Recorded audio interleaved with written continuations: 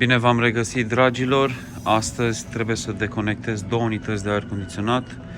Cea din mijloc este un Fujitsu, una în spate un Mitsubishi Electric.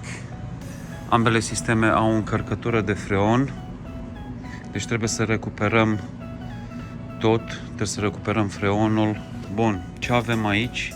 Avem prelungitorul de 240, avem un transformator de 110, avem pompa de recuperare, avem manometru care este conectat pe sistem și butelia de freon în care o să recuperăm totul. Hai să vedem cum am conectat, cum dăm drumul și cum funcționează pompa. Bineînțeles, avem un manometru digital, numai manometre digitale folosesc.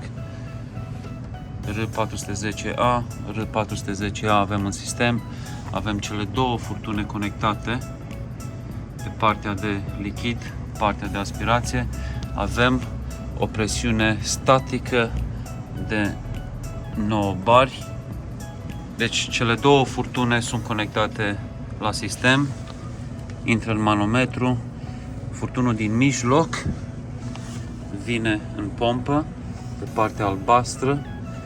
Avem un compresor în pompă care o să pompeze freonul pe această parte direct în butelie. Pompa este de la ProMax, una dintre cele mai bune pompe de pe piață, sunt altele mai bune. Este o pompă la 110 V. După ce recuperăm tot freonul, putem să deconectăm țevile, putem să deconectăm partea electrică, iar unitatea exterioară, mai mult ca sigur, o să meargă la fier vechi. Mai mult ca sigur o să instalăm Panasonic. Sper că ați înțeles cum recuperez freonul. Este simplu. Recuperăm lichid în pompă și lichid băgăm înapoi în butelie.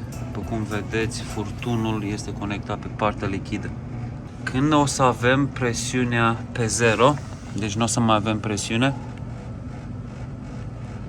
întotdeauna mai las pompa să meargă cel puțin 15-20 de minute, să meargă pe vid, să tragă absolut tot. Dacă deconectați manometru când ajunge la o presiune egală cu 0 și reveniți a doua zi, o să vedeți că presiunea o să fie peste 0. De ce? Dacă nu duceți presiunea pe negativ, sunt foarte multe șanse să mai aveți particule de lichid care o să se evapore și, bineînțeles, presiunea o să crească. Este un sistem închis, deci nu se evaporă în aer, se evaporă în sistem și presiunea o să crească. Și am dat drumul la pompă, presiunea scade frumos, de la 9 bari a ajuns la 5.5. Pompa trage freonul din sistem și îl bagă în butelie. După cum v-am zis mai devreme, nu știu ce cantitate de freon este în sistem. Am cântărit butelia înainte să dăm drumul la pompă. A avut o greutate de 8.2 kg, iar când avem sistemul gol de freon, o cântărim din nou, facem diferența și aflăm cantitatea de freon care a fost. După cum v-am zis și mai devreme, recuperați freonul, nu-i dați drumul în atmosferă. Majoritatea muncilor care le fac sunt în Marea Britanie. Este ilegal să dai drumul în atmosferă la freon. Dacă te prinde cineva, riști o amendă de aproape 5.000 de lire sterline și depinde ce cantitate de freon dai drumul în atmosferă, poți să fii și arestat.